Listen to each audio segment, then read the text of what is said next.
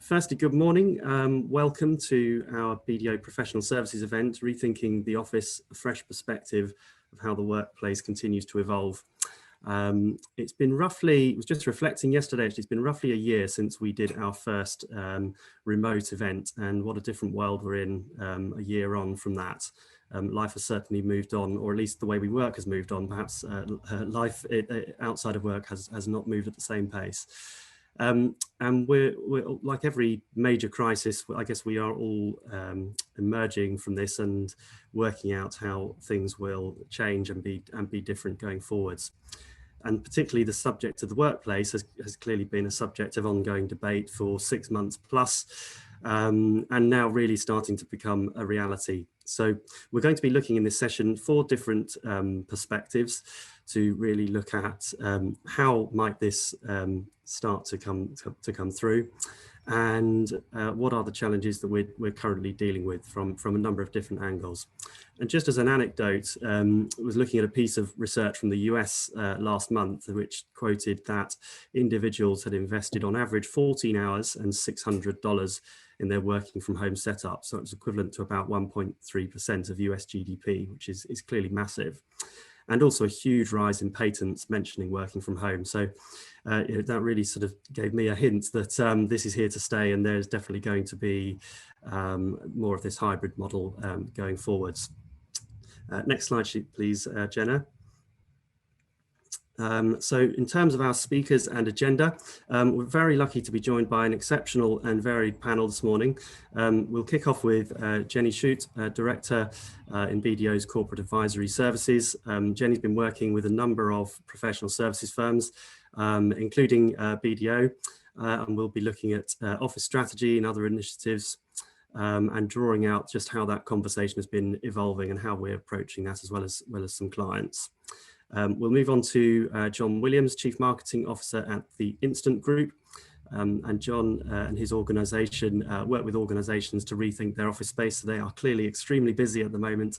And John will be drawing out some of those macro trends and some of the research they've done, as well as some real life examples. We're lucky also to be joined by Lisa Mayhew, co-chair of Brian Cave Leighton Paisner. And Lisa has clearly led BCLP through this last interesting 12 months and had the interesting experience of moving office during that time as well. So Lisa will bring some, I suspect, even more real life perspectives to this. And we'll finish up with Dan Francis, Head of Innovation at BDO, looking at some of the tech enablement to facilitate hybrid working going forwards. So that should take us through about the first 30 minutes or so, and then we will head into Q&A. We are using a webinar format in Zoom, so unfortunately we can't, people can't unmute themselves and ask a question, so please do use the chat functionality to ask a question, and we already have a number that have come through, so it's clearly a hot topic for everybody. So without further ado, I'll hand over to Jenny. Thank you, Andrew. Good morning, everybody. My name is Jenny Shutt. As Andrew mentioned, I'm a director in our corporate advisory services team here at BDO, and have been speaking to many clients over the past few months about their workplace strategy, and also being quite heavily involved from a BDO perspective. So just wanted to share some thoughts with you today on how clients have been going about that. If we could go to the next slide, please. So the first thing I wanted to say is workplace strategy really has a lot of interdependent factors. So if we think about it, at the top, we've got the firm's strategy. So before we can define the workplace strategy, we really need to understand what the firm's strategy is going forward. Business purpose and culture is very much going to feature here. If we think about business growth and market expansion, looking at potential markets that you would like to maybe diversify into, if you're planning M&A activity, etc., will all impact your property footprint. The business model that you have, so your client delivery as well as your back office support, and digital enablement. So over the next 6, 12 months up to 5 years, what are you looking to do in the digital space? Then we have people strategy. So with people businesses, it's definitely a form of competitive advantage. And a lot of the questions have been coming around how to best attract and retain talent, which is going to be really important, and it's going to support the workplace, or the workplace strategy is going to support that piece, looking at learning and development to make sure that health and well-being are at the forefront of people's development within the firm. Then we have workplace strategy. So we've got these acronyms, there's lots of acronyms at the moment. The majority of businesses and firms are looking at hybrid models. You do have three schools of thought. So one that's fully let's get back to the office, more of a capita approach, let's all fully work remotely, and then the hybrid. And we know that within professional service, hybrid is probably the way that we're going to go. So the work from home versus work from anywhere versus work from the office. Workplace activation. So we did open the offices at BDO in accordance to government guidelines in the summer of last year. I think there was only a 2% take up of people that actually wanted to go back into the office at that point. So it's a question of how do we make the offices more attractive to tempt people to want to go back into the office space. And then, of course, you've got the sustainability aspects that are around, and also the technology which will enable this hybrid model, which Dan will walk us through in a little bit more detail shortly. And then your real estate strategy, so understanding what your footprint is, where your offices are, what that's costing you, looking at space optimization. So at BDO, before the pandemic, we had approximately 25% collaboration space and 75% desk space. We're going to look to flip that. So people coming into the office, it'll be more about collaboration rather than focused delivery. So basically, the ultimate piece is it's the workplace strategy that you define is dependent on many factors. If we go to the next slide, please. So for me, the purpose of the workplace has fundamentally changed since we were last there 12, 13 months ago. We've got 5 different aspects, so culture and embedding values and people's behaviours. So when we're in the office space, what does that mean, and what kind of culture are we wanting to embed as an organisation, as a firm? I think collaboration will be one of the main reasons why people want to go back to the office. So looking at innovation, teamwork, idea generation, it's going to be really important from both a personal perspective and career development, but also for the quality of delivery for our clients. Connection, so everybody is wired for connection, so those social aspects and interaction is going to be important. Convening in the office, so looking at how structured in-person meetings are more effective than numerous hours on Zoom calls, but the challenge there will be around how to facilitate that hybrid model and make sure that no one stakeholder group is disadvantaged if they are working from home or working remotely. And there will ultimately be some people that need to still go in for focused time and they prefer to be in the office space rather than working from home. So ultimately, there's been a change, and I think it's a really good opportunity to rethink the model that you have for your workplace. People have been doing this, a lot of businesses have been doing this, a lot of firms have been doing this from probably September, October of last year. We've been having these conversations. I think it's a really good opportunity, and what I would recommend is to continually evaluate what it is that your stakeholders are wanting from their workplace going forward, as it will change. Can we go to the next slide, please? So this is how we've been looking at it. It's very much through 3 lenses. So the first lens is looking at the partners, looking at the senior management teams, looking at the owners of the business, the organisation, saying what is it that we want.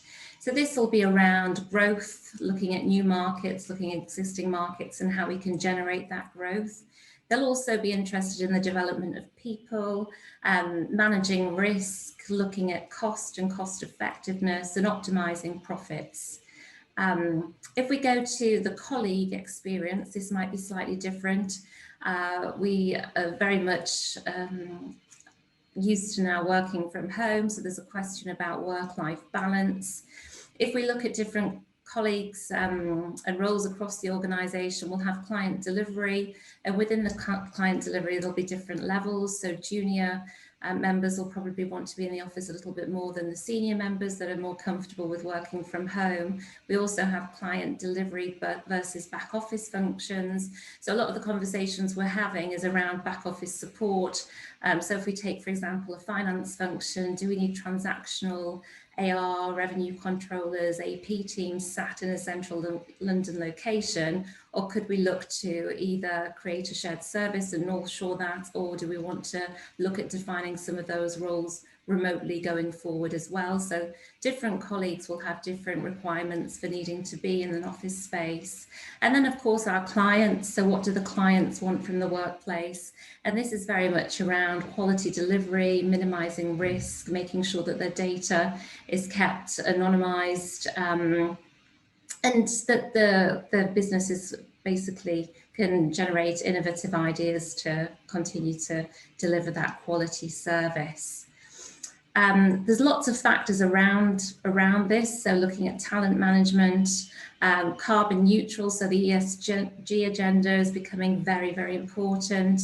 In terms of attraction and retention, that will continue and get even more important, I imagine, as things progress.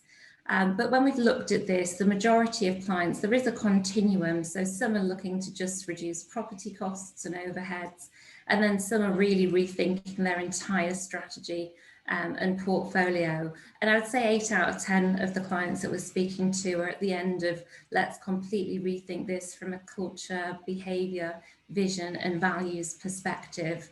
And what I would also say that at BDO, we're very much not looking at it as a cost reduction exercise. Whilst there may be some cost benefits in years to come, it's how do we facilitate the best both for our partners, our colleagues and our people and clients. If we go into the next slide, please. Thank you. So in terms of definition, as we mentioned, a lot of firms have been going through this process already. Recommendation is that you continue to evolve and go through this process. Step one, defining your as-is. So really engaging with the senior leadership team to understand what it is, what they want. And that will be very personal one-to-one workshops, which I'm sure a lot of you have had. Full stakeholder, so full employee engagement surveys, we've seen a lot of clients carry out, and also bringing in the client workshops and understanding what it is that clients want. Step two then has been looking at best practice, looking at external horizon scanning, looking at ESG and environmental best practice and how that can be built into the workplace strategy, but also looking at benchmarking, looking at costs for your property and your footprint that you have, and seeing how that benchmarks against other firms, law firms, professional services firms, with the idea of ultimately coming up with a series of recommendations and options. And what I would say is that pilot schemes seem to be working particularly well. So at BDO, we have defined, or we are in the process of defining, the workplace strategy in line with an agile working policy, but piloting that redesign with 2 offices, so our main office in Baker Street and then a regional office, to understand if the new redesign and the repurposing of the office works, and if it does, forming a blueprint to be able to roll that out to other offices across the UK. So at this point, I'd like to hand over. I'm going to pass it on to John Williams. So John Williams, you can introduce yourself, but it's going to share with us some market trends and insights to what businesses, what firms are doing currently. Thanks, Jenny. Morning all. So the Instant Group, if you don't know us, probably transacts more flexible workspace, i.e. co-working, serviced offices, executive centres and everything in between than any other business globally. So we resell more WeWork and IWG than any other company, about 25% of IWG's lead flow, but we also manage around 6 million square feet of our own flexible workspace for companies like Amazon and Barclays. Next slide, please, Jenny. So from all the aggregated data that we've pulled together, you can see the true story of lockdown here. And so across the market, you can see the full impact of lockdown during the first lockdown globally. Here, really, flexible workspace is just so liquid. You can see the true impact of lockdown on the market. So demand dropped away. You can see here immediately the coverage just disappeared as firms stopped transacting, stopped taking space. But then what's really pronounced here is just how quickly demand bounced back. So from here, we can see that not only did the market recover, but went to exceptional levels of demand that we haven't seen probably historically. And in fact, moving on throughout the year, the market's now trending about 30% above normal rates in a level we haven't seen probably since about 2018. So not only has the market recovered, but it's gone on to prove to exceptional new highs. Really encouragingly for the office markets, what we've seen here as well is that markets like Australia and Singapore, which have obviously been struggling in the past, as they've come out of lockdown, have now exceeded previous lows and are now trending way above market average with requirement sizes coming back. So in essence, more bigger firms taking more workspace than they've ever done before on a flexible basis. So companies have flooded into Sydney's CBD and back into Singapore city centre in a way that we previously haven't seen for a very long time. Next slide, please. So really, what do we think is driving these trends? So to be able to look at this, we surveyed more than 100 heads of real estate from companies around the world to really understand what could be driving demand for agility and flexibility across the market. And we can see here, we don't feel that really is a process of acceleration within the market, but more a process of evolution. So this is companies responding to the market that's in front of them and come up with the options to be able to provide an office service or understand what they need to provide on a workspace basis for their internal clients as they go forward. Within that, we've really come to the conclusion that for too long, there's only been one kind of office type marketed to a sector.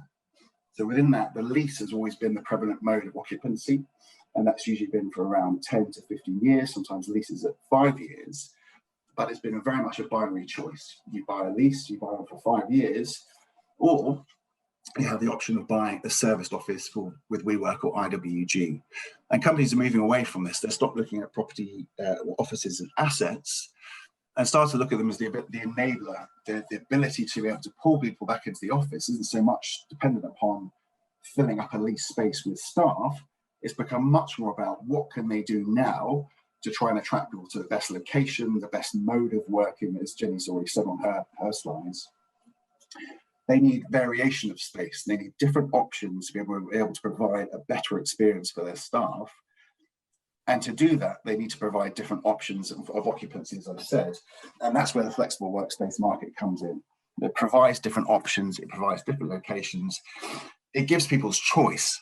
But lastly, my last point around speciation is to do that, you need technology to provide an optimal experience and to allow people to occupy that space in the right way.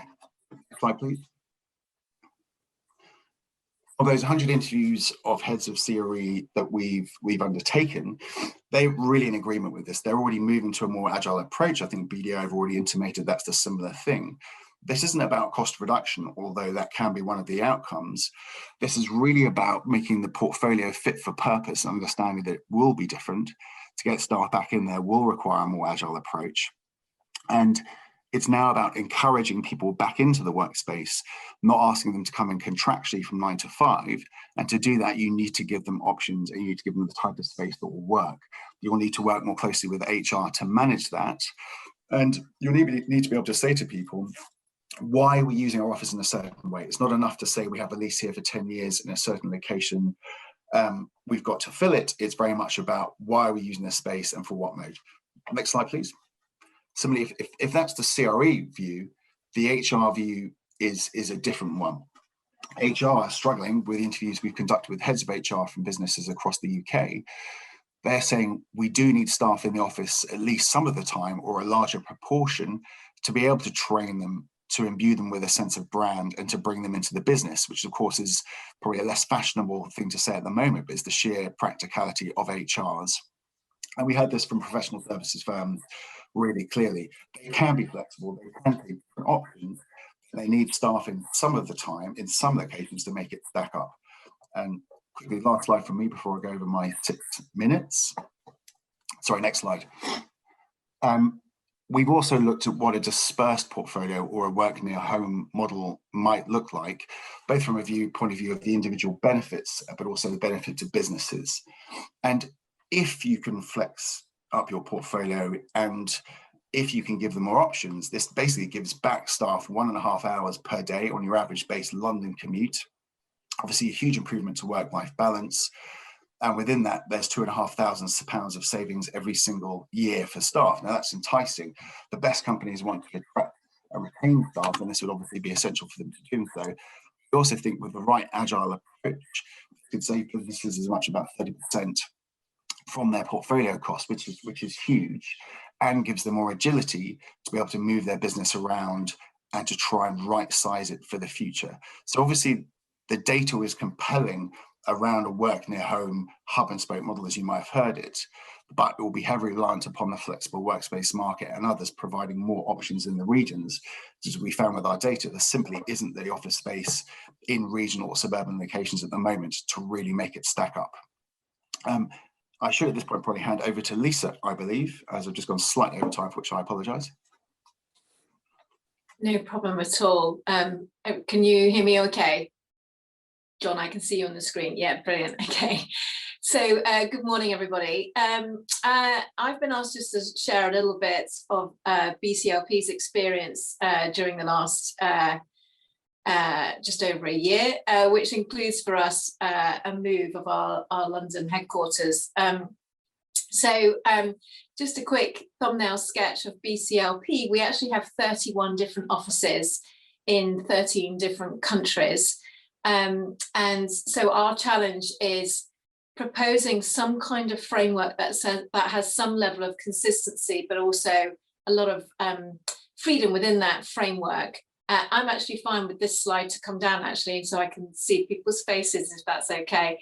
And so we talk a lot about being one firm, but that doesn't mean one way. And so I think this is very much a topic that lends itself to local variance, as long as we all understand, why the variance applies. That might be different cultures, different COVID risk levels, different office premises styles. So I think we recognise this is the sort of topic where it won't be one way across all of our 31 offices. But just to row back from to comment a little bit about the office move in London. So London for us has 873 desks and we have 970 something people. So at the time when we signed up to move out of what was then our home of Adelaide House by London Bridge to our current home, which is Governor's House behind Cannon Street, it was a hugely controversial move within our conservative partnership because we were moving to a building that had fewer desks than people, and it was all open plan, whereas only half of Adelaide House had been piloting open plan. This, was going to look very different to a very historical and a building that had a lot of nostalgia for a lot of our people, some of whom have been in it for over 40 years. Fast forward to now, of course, and it looks quite smart. We don't anticipate the 970 something people, frankly, ever being in on the same days. And actually at 873 desks, we've got more desks than we need. So I think, like BDO, we're already thinking about how we can reconfigure the space to have fewer desks and more team areas and more meeting rooms than we currently have. But the joy of open plan, as we know, is it does lend itself a lot more easily to that flexibility. We don't have to take down walls and do construction works. But in terms of the move, it was a messy arrival. We had to be out of Adelaide House at the end of May 2020, come what may. At the end of March, when the sort of the fire bell rang and we all scrambled back to our homes during that first lockdown, we didn't know whether the construction works in our new building, which had been gutted, were going to be finished. We didn't know if we were going to be able to get people to actually move our crates. the 900 and whatever people hadn't packed up their stuff because they didn't anticipate moving for another couple of months. So there was a lot of logistical challenges and uncertainty, you know, particularly back then when the mood in the country was what it was, and we just didn't know at that point what we didn't know. In any event, happily, the construction work did finish and we did move, but it was a messy arrival of stuff rather than human beings. And we've got more stuff than we need because some people just haven't even been into their new office and unpacked. So, you know, I think like BDO during last summer, we did actually open up the offices, and whilst we didn't require anybody to come in, we did see the numbers trickle up. And actually what we are experiencing now is quite interesting, because although we're still in our office framework in a very restrictive phase 2, as we call it, phase, we're actually seeing more people for productivity, mental health reasons. I use that word in a looser sense, wanting to come in. I think, to quote another managing partner I was talking to the other day, there's a whole heap of fed-uppery out there, a whole heap of fed-uppery, and people are actually wanting to come in, I think, to just give a little bit of variance and structure into their weeks, and we're actually allowing that. So yesterday we were up to 15% occupancy in our London building, which is the highest it's been since last summer, and I think that's going to nudge up to the 30% threshold, which we've got at this point, certainly by June. So, and I'm watching my train. I'm going to go in after this call I live in St Albans, and I'm watching the Thameslink get increasingly and notably busier since the end of March this year. So I think we're right on the cusp of having to communicate, you know, what our policies and principles, and I prefer that as compared with rules and regulations. So please, can you come in 2 to 3 days a week? Please, can you? These are our expectations, and this is our culture, and these are the reasons we think there's value in coming into the office on particular days, rather than you must all come in on a Wednesday or something like that. So policies and principles is the sort of language that we're using. And we are also trying to spruce up and make our office environments more appealing, to try and infuse people back in rather than force them back in just because we have buildings that we've paid for. So we are therefore prettying up a lot of our offices. And some people think I'm obsessed with fairy lights. We've got a new terrace on our new building, which we've not been able to christen yet. And I've been making them lay, you know, fake turf and fairy lights. And honestly, there's a lot you can do with not a huge amount of expense that makes all the difference. So free food, free breakfast, just all these things to try and make the environment feel like somewhere people want to come back for at least part of their week is what we're doing. And a lot of it is not that expensive or difficult. So I'll just pause there and obviously be happy to take questions in the Q&A session. Thanks, Lisa. And we'll pass over to Dan. Great, thank you very much, Dan Francis, Head of Innovation. I'm not sure I can top fed-uppery, but we'll give it a try. So next slide, please.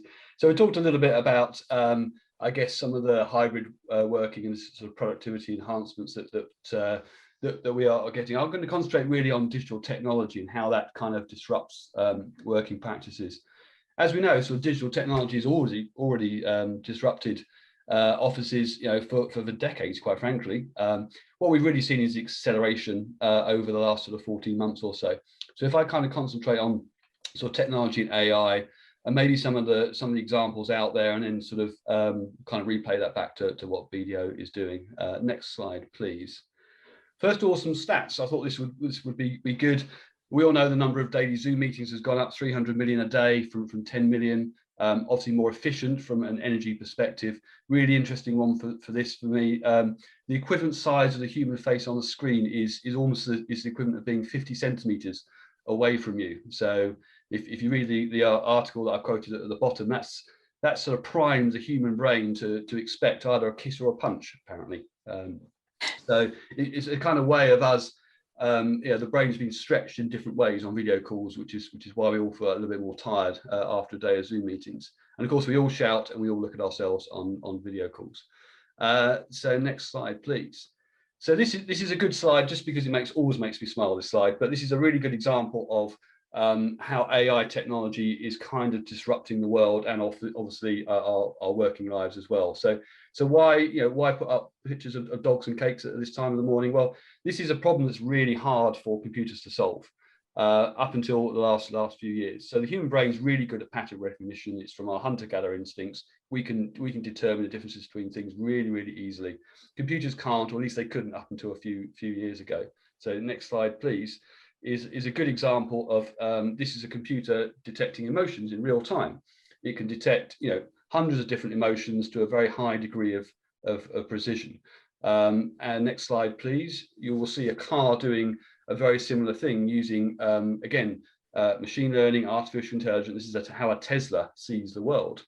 What is a stop sign? Is that a stop sign you have to stop at, or is that a stop sign that's on a billboard on a busy street? These are all decisions that have to be made in real time. And next slide, please. You'll see that not only can it look outside, it can look inside. Here is a Tesla looking at the driver, looking at whether it's paying attention, whether it's using a mobile phone or not, which way is it looking, all done in very high speed at real time. Next slide, please. And of course, offices can do this. This is not something BDO would ever want to do or ever need to do, but offices can use the same technologies to determine what staff are where, who they are, what they're doing, time and motion, all those kind of things have been used before, but offices can get smart. So they can work out exactly who is going where. Next slide, please.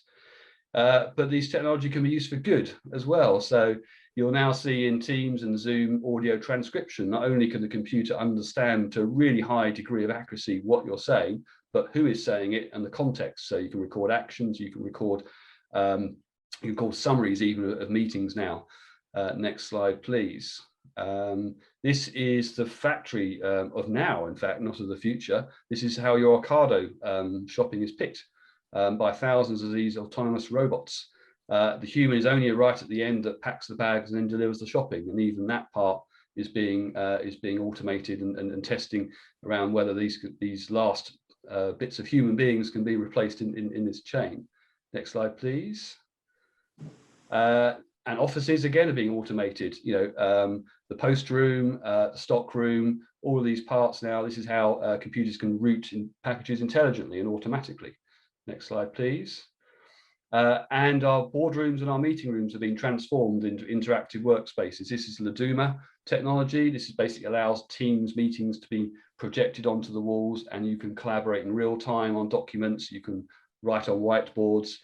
You can see exactly who's in the meeting room at a similar size to everybody else. Next slide, please. And these people don't exist. So these people on the end of the video call, are they really real people? These are all AI generated images, very, very realistic. I can't tell them apart from normal people. You can go onto that website there and generate your own straight away. Next slide, please. This is an example of a real-time 3D avatar being put on top of a live Zoom feed. So if I was really good, I would have mocked this up and had a Barack Obama or somebody else kind of join in. But this is technology that can be used now. You can download this software and you can overlay in real time a completely artificially generated face and voice, and you can interact and map to your movements and your lip sync. Next slide, please. And I will finish just on a couple of notes. If you kind of extrapolate sort of 5 to 10 years out, you'll see, I think, offices kind of return to maybe the roots. Remember, offices are relatively new things. We've always worked from home as a human race. That's how we started out. Farms and pubs and so on are all home businesses. So offices and cities were generated really from a requirement to collaborate and be together. And I think that's where we will return. We talked about shared and communal, temporary and pop-up. You'll see banks now trialing spaces together, cohabiting. Offices, if you're a digital business, you can pop up an office very, very quickly and easily. We've seen that from some of the shared office spaces. And longer term, is this the death of a commuter city? As we distribute our workforces throughout the world and throughout the countryside and towns and cities, do we come together? Do cities reinvent themselves to much more how they used to be, which is around, say, collaboration? And the idea of commuting to an office to sit at your desk is kind of an old-fashioned thing. So I will pause and stop there and hand back over to Andrew, Q&A. Thank you. Thank you very much, Dan. So Jenna, I think we'll take the slides down at that point, if that's okay. Fascinating insights, thank you very much. And particularly, we'll be watching how close I am to the screen going forwards following that observation. I don't know if we could start with, so a question just, I think just with all of that, what will the office role be for professional services firms post-vaccine? John, I don't know if you want to kick off with that. Yeah, I mean, so I alluded to the fact that we've interviewed a lot of heads of real estate, and I mean, I think I've spoken to EY, PwC, Capgemini, and their cohorts around the world, and I think they're all very confident about the role of the office and it playing a prominent part in client relationships, in staff training, in bringing staff together for collaboration, all those things that you've heard before. What's been interesting though as well is, with the data over the past year, is professional services and consulting firms have been among the highest procurers of flex space throughout the world, actually, but particularly in the UK. This has strike many people a bit surprising because everyone was working from home, but a huge number of people obviously couldn't make the home office work. So we saw professional services firms taking flexible workspace more than ever before during lockdown, but at small levels. So kind of 1 or 2 desks here or there across the country. But as I said before, in suburban locations, in regional towns, market towns, and other places, well, especially Oxford and Cambridge. So what I'm trying to say is really is that there's a prominent role for the office to play, but it's just different levels of engagement. So for the central office, it's very much bring staff together, bring clients there into this space. For the other kind of diaspora of options, flex options, it's very much, can we be nearer clients? Can we get out of our office? And can we find somewhere to concentrate and probably work in 1s or 2s? And that's a real departure. What's interesting to see now is that just adapting to the lockdown and the pandemic for the past year, or is that a new mode of working which will really shake up and change the way we view the office and the office portfolio? And Lisa, interested to know, does that chime with you as the leader of a professional services firm? Is that consistent with what the demand you see in your own business? It is, and I think it's also something I don't think we can sort of solve for in a vacuum. So if I think about the City of London and the role businesses that have large populations within them play in that, I mean, there's a reason why people chose to come and work in London, in the capital of our country and one of the best cities in the world. And I think there's a reality to that, and I think we'll always have urbanites who want to come and coalesce and not just take advantage of the experience in their office buildings, but what the city outside of those office buildings offers. So certainly we're seeing some of the local restaurants and bars and shops around our building get in touch with us to offer discounts and incentives, encouraging people back into that part of London. And I think I don't have the answers, but I'm interested to see, what difference that might make, because I suspect quite a bit, actually. If you think about that, what was it, eat out for a tenner, that thing the government did last summer.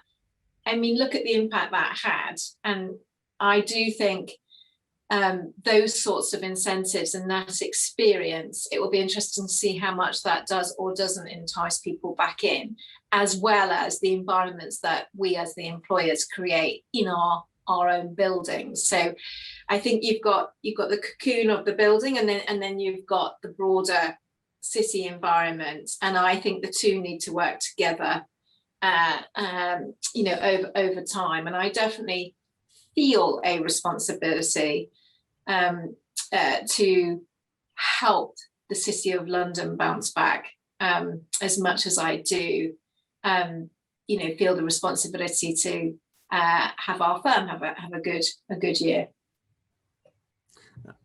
Definitely something that chimes with me, and yeah, and I know, John, you've done some research into some of this area, but particularly what is the future of our cities? Is there a future? Should I be telling my kids that they'll have a career working from the family home rather than buying a flat up in London with their friends? Where do we see that panning out?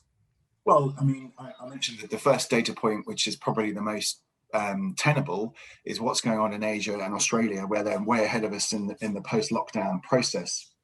And, without oversharing, our Asia Pac P&Ls had 2 record quarters now, because as the lockdown has ended there, people have taken on workspace in record numbers. Their businesses have in effect been on pause for the last year, but they are now taking workspace again.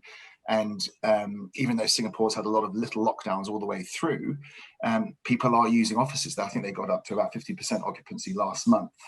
And the CBD is quite vital. And my colleagues there have been telling me actually what's been happening a huge amount is people have been socializing a huge amount more professionally. They've been going to pubs and bars and restaurants and enjoying company again and doing just the simple human things that you imagine we've all craved for the last year. So if that is any guiding indicator, my feeling is rather like Lisa's. I think London and Manhattan, for example, and Paris, they're remarkable cities. They were global cities for a reason which far outweighed by their office stock. There are so many reasons that fall into that.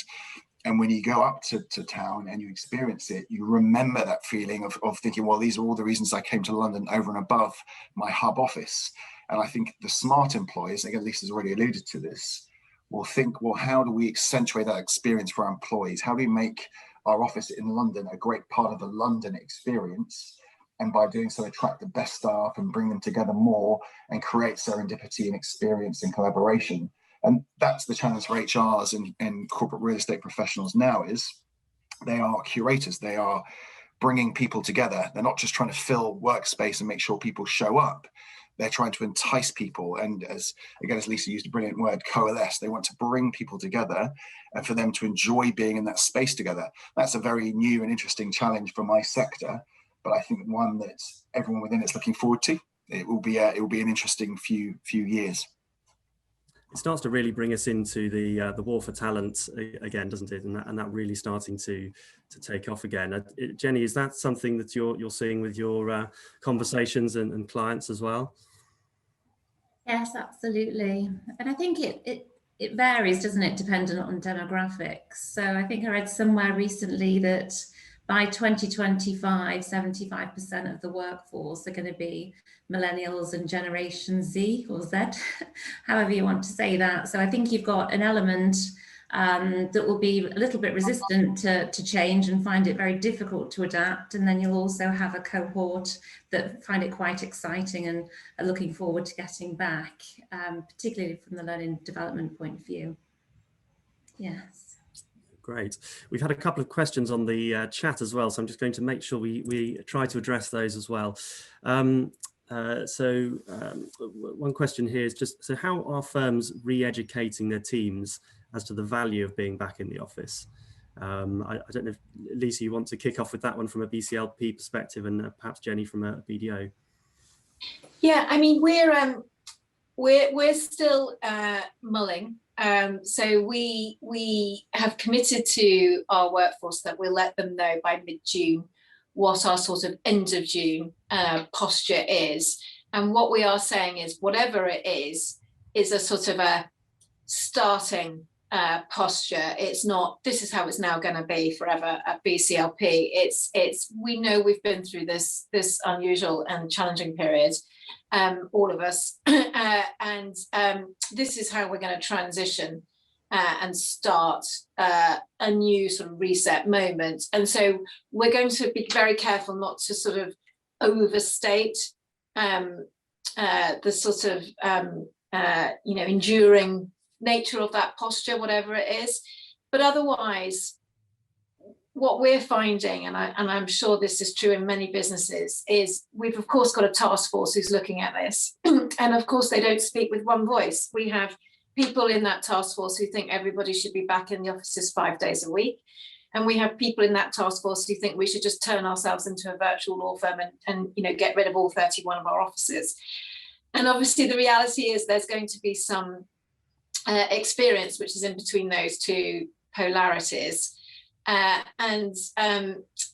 think therefore we just need to make a call around what our starting posture is and then focus on the areas that we can agree on. So we can agree that teamwork and collaboration is important. We can agree that our culture matters. We can agree that we need to train our professionals. So what we're doing is choosing to identify the areas where we can get consensus and then build from that, a bit like that pyramid, Jenny, you showed at the start of your presentation for BDO. So I'll hand over to you, because what resonated for me there was the firm's strategy first and the firm's vision and culture first, and working backwards from that. Yeah, and I think the main thing here is about communication. So like yourselves, Lisa, we don't have a set in stone roadmap. The task force don't claim to have all of the answers, but we have all been consulted. So we feel involved in the design of the design of it, and we're continually communicated with. So I think that really helps people in terms of their questioning. We know where, if we've got questions, where to go to, and we have little videos that are published to see what the concepts are like in terms of repurposing that workspace. So I think the main thing is around communication. Nobody has all of the answers, but as long as there's regular contact, people seem to be comfortable with that. One slightly wonky answer to this as well is, how do you measure the value of the office? Because obviously representing value is one thing, but measuring it's another, and that's a challenge that we're seeing for businesses. And I was speaking to two heads of HR about this, and could it be that there's sort of a shared experience value becomes a new metric for the success of the office, i.e. how many meetings does the office create? How many meetings between departments does it create?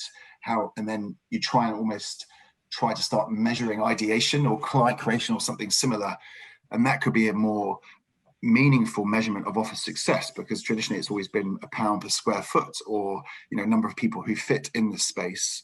But really, if it's about collaboration, as we're all saying it is, how do you genuinely measure collaboration as success or otherwise? And that will be a real challenge for HR and real estate, and will require technology, to Dan's point, to say, well, we need to measure these points to justify why we're asking everyone to come in so much. And that will be quite maybe a geeky but interesting debate to be had for the next decade.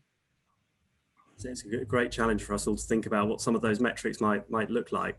And I think we'll move on now to probably tech and tech enablement. So Dan, thank you for bearing with us just through those first few questions.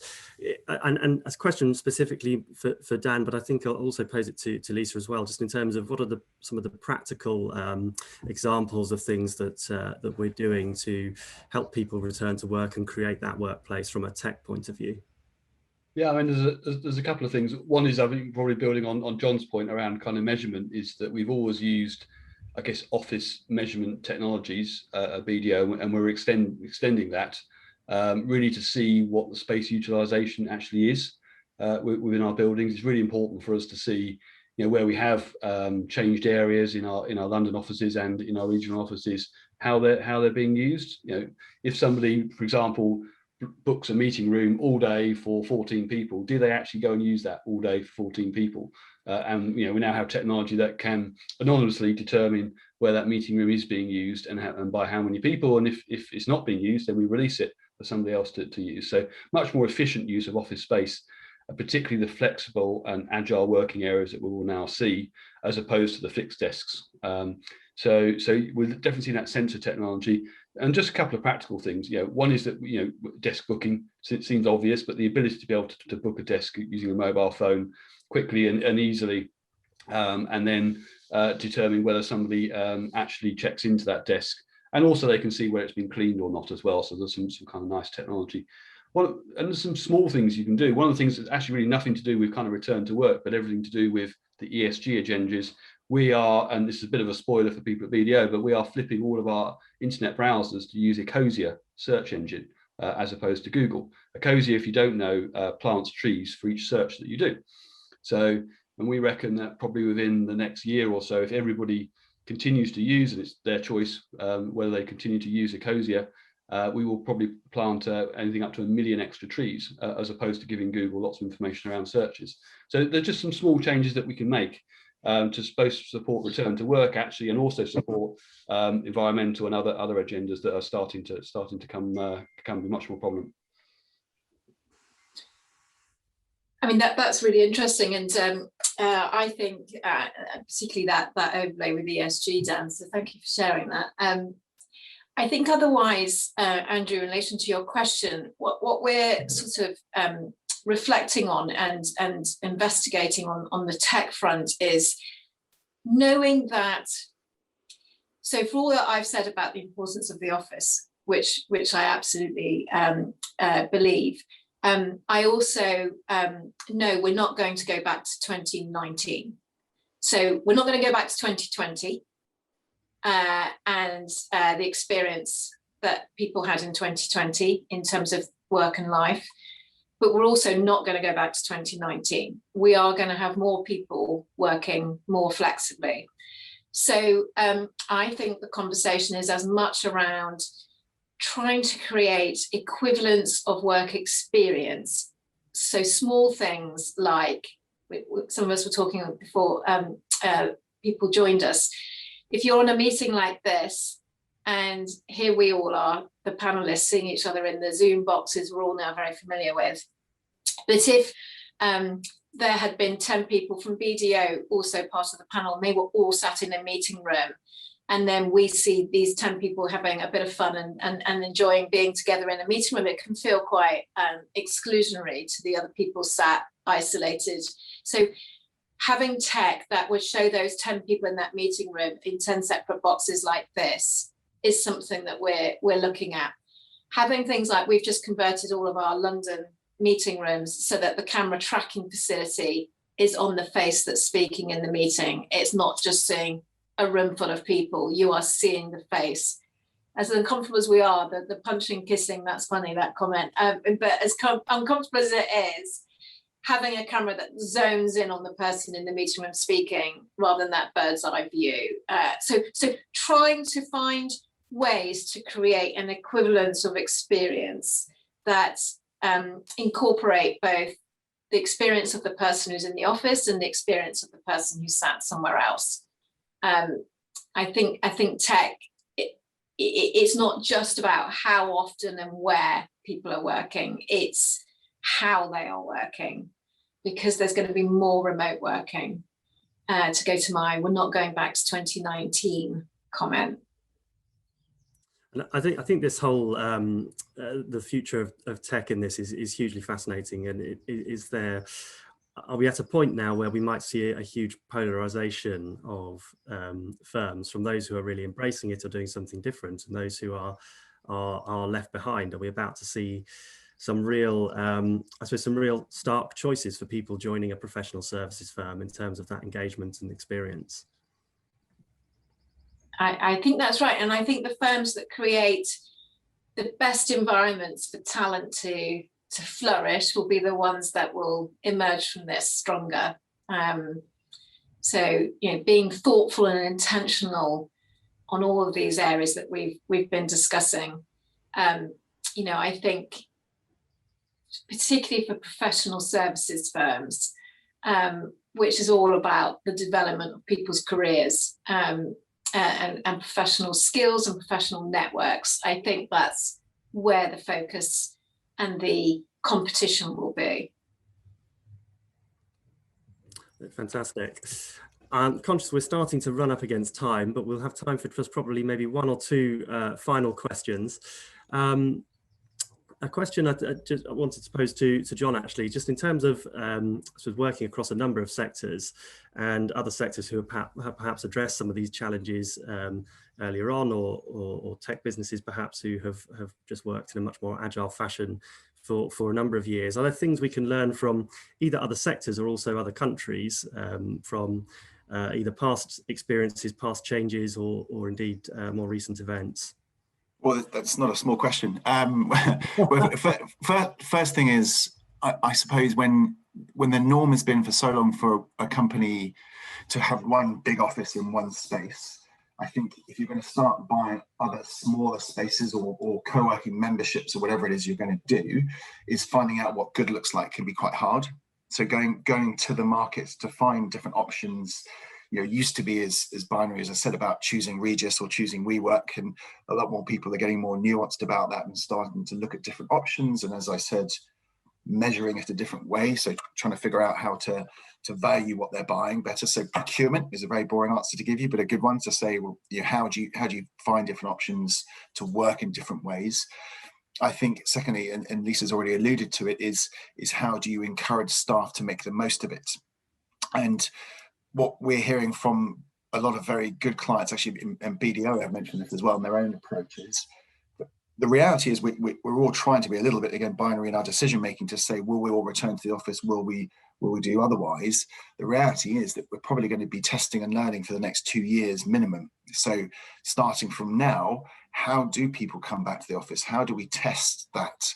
And we think the best way of doing that is to ensure that your space is easily reconfigurable. So can you change it design-wise quickly and in a relatively low-cost way to give yourself different options and to change things over time? Because what we may find is that staff come back in a huge surge in September and they come for the winter and they leave next summer because then the weather's nice and they can work from home more and it's a nicer experience. And that may evolve. And offices have never really had to cope with that idea of a surge and a drop in demand, much like hotels have to cope with.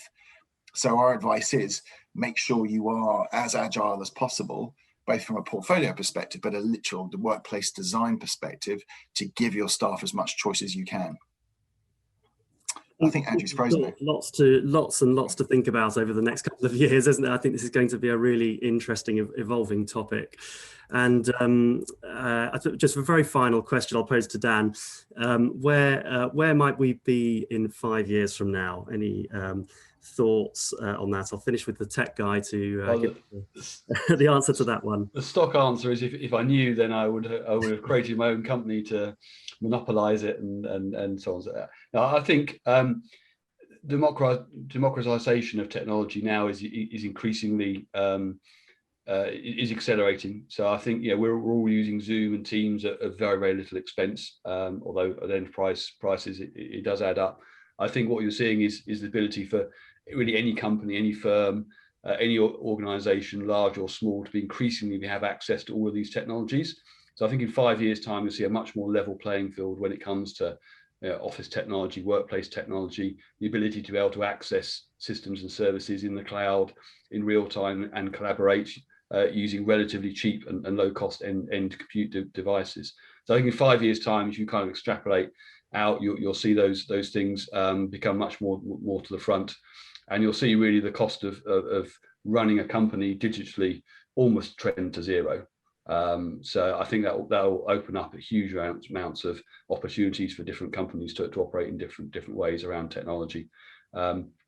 We've also seen, I think, large tech companies like Google, Microsoft, and so on have operated distributed environments for decades now. So I think professional services are probably paying a little bit of catch up in some of those ways of working. And I think in 5 years' time, you'll see them much more become technology professional services companies as well as just people professional services companies. So people supported by technology, I think, is kind of where we're looking to go. Excellent. And I think that possibly takes us into a whole nother topic, which we'll save for another day. But I'm conscious we've just ticked over to 9 o'clock. I just want to say a huge thank you to our panelists for your contributions and a really interesting debate. I think we could continue this for another couple of hours and still not scratch the surface. So really, really appreciated. Thank you to everybody who's dialed in and for your questions. Please do drop us a line with any feedback or suggestions for future events, and have a wonderful day.